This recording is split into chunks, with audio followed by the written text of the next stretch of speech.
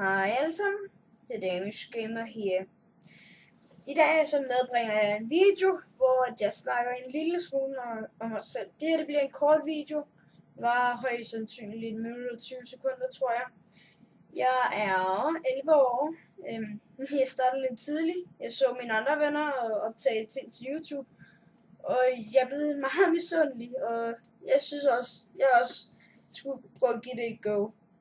Men jeg lever i en normal familie. Jeg har 2 storesøstre, 3 storebrødre, og mine forældre er ikke skilt, og bor bare normalt på en normal skole. Men i dag vil jeg bare sige, hvad jeg vil begynde på i videre af det her YouTube.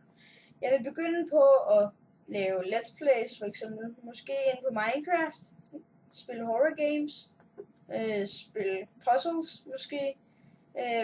I kan også selv suggest. Men jeg tror det er det for nu.